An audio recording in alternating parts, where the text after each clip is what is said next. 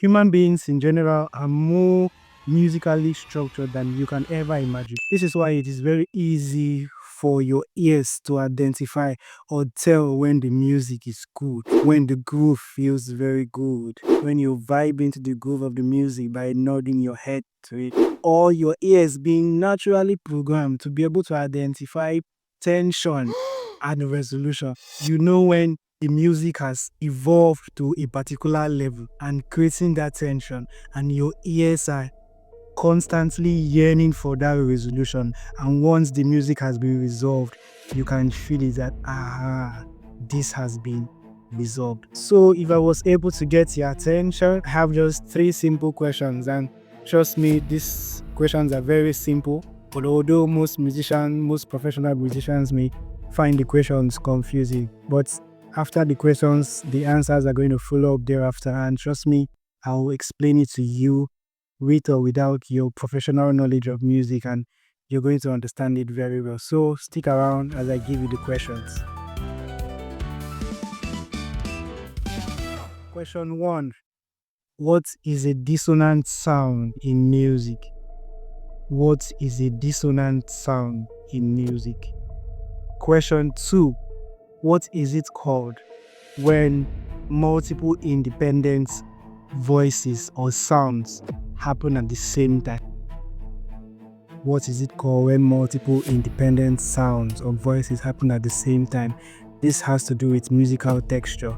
Let me explain this before you, so you could have idea of, so you could give the answers, have idea of the answer. Alright. So take for instance the popular tune, Twinkle Twinkle Little Star, how I wonder what you are. That's the first melody line. That's the first melody. That's the melody of the music. Alright. So you could call that an independent melody. Then imagine another independent melody outside it. Could be Twinkle Twinkle Little Star, how I wonder. Alright, something like that. So imagine singing the first melody and the second melody, as singing it at the same time, or not just the same time. It could be in the middle of. Most people spice it up. They can sing it in the middle of the first melody as it's going. But generally, what is it called when you do something like that? You have many independent melodies in the song. Alright, that's the idea behind that. And the third question is, a half diminished chord is built entirely from minor thirds, from stacks of minor thirds, true or false? I repeat the question. A half diminished chord is built entirely from stacks of minor thirds, true or false?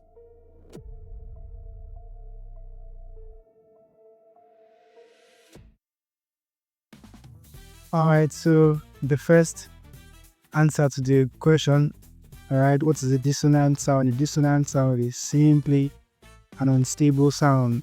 A sound with tension, alright? Whereas a consonant sound is the direct opposite of it, a resolved dissonant sound, alright? A dissonant sound that has been resolved, alright? The example of dissonant sound, typically whatever interval that is above your second is a dissonant sound, because the interval is becoming larger, so it always requires you to resolve it. Alright, dissonant sound could be from the first one. Let's say you have a first, which is your do, and the flat 5, which is your fi. You could have something like re mi so fi. Alright, your ears are always yearning for that resolution. So those are all dissonant sound. Or your flattened 7, or even your 7. Your 7 is a very dissonant sound, a very unstable note. Alright, so those are all dissonant sounds.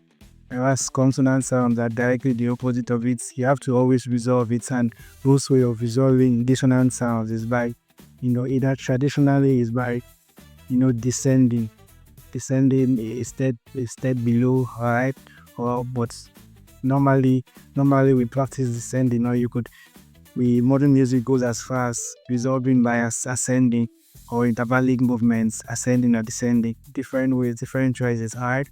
So that's the first answer. And the second answer to the question is independent voices existing together, alright, independent melodies. It's called the polyphony. Alright, the sound is a particular musical texture that's called polyphony. There's something called texture in music, alright. melodic texture. We have the polyphony, the monophony, and monophony. Alright, phonics. Okay, it's monophonics. Alright, then polyphonics. Phonics meaning sound. Alright, so poly meaning many sounds. So that's why we have polyphonic. Sorry, I'm stuttering there. So then monophonics now being just single sound. Alright, that's single melody. Let me give an example to this. A monophonic sound now could be, imagine a single melody like Twinkle Twinkle Little Star, and we have 4 other voices, and there's also a pianist, and they're all other instrumentalists or musicians, as I may say, and they are all playing the same thing. Everybody is playing the same melody, Twinkle Twinkle Little Star. Right, that is monophony. Right, then polyphony now is what I explained: independence and melodies existing together. That's many sounds. All right, a pianist also can do this, can achieve this, because they play with both hands. Their right hands could be playing a different melody and their left hand could be playing a different melody. All right, so, and then homophony now involves playing a melody and also accompanying it with a chord. All right, so it's like playing a melody and a chord. So it happens when a pianist also can achieve this with the right hand playing the melody and the other hand playing the chord, making it more, making the music more full, and then someone can vibe to the music. Alright, so these are all textures of music. Alright, so that's the answer to that question. Then the third question being, if a half diminished chord can or is built entirely from minor thirds, stack of minor thirds. That is not correct. Alright, because a half diminished chord is built from minor thirds, but not entirely from minor thirds. The last interval is always a major third. So a C half diminished would be a C, E flat, F sharp, and then a B flat. Alright, so the first minor third is from a C to an E flat. Then from an E flat now, the minor third, what I mean by minor third is your third degree. Once you're on C, your third degree is your Mi, which is the third note apart away from C, C, D, E. Alright, C, D, E. So if you flatten that E, it gives you an E flat. So that's why it is C to E flat. So C to E flat is a minor third. And then you're on E flat now, you need to go another minor third from E flat. From E flat now, your third degree is your G. Alright, the third degree is your G, E, M, G, E, M, G. Alright, so to flatten the G, it gives you a G flat or an F sharp. In harmonics of it is either a G flat or an F sharp.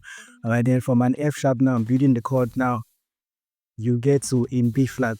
Alright, because B flat now, if it was a 4 diminished, you would have an E, which is another minor third away from the F sharp. But since it is a half diminished chord, we have a B flat.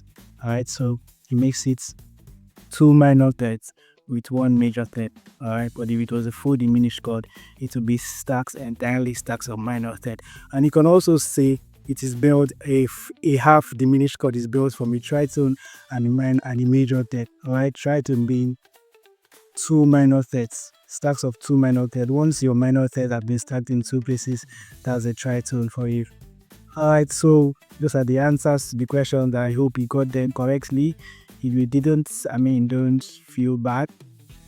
Alright, tests or exams are usually not the true test to knowledge. Alright, I myself personally, I do not enjoy tests or exams. It's always very stressful because you're like trying to prove to a certain group of people that you know what you are doing at a particular time. Alright, so it's always very funny to me. This is how I feel though, so I expect you should also imbibe this same feeling. Alright, if you're a musician and you did not get the questions right, do not feel bad. It could be that you knew it but you forgot about it, and it's been long you engaged in music theory like that. That is why you need to follow this page, because I will be dropping stuff like this and something educating like this for you, so always refresh your memory. And if you did not know it before and you're just new in this and discovering it, more reason also why you should follow this page, because I'll be helping educate you more. So I hope you found value from watching this content. If you did, feel well to hit the follow button and like, share and comment. I would love to hear your thoughts. I would love to know the questions he got right, the answers he were able to get right, and the questions, the answers he could not get right. All right, see you next time.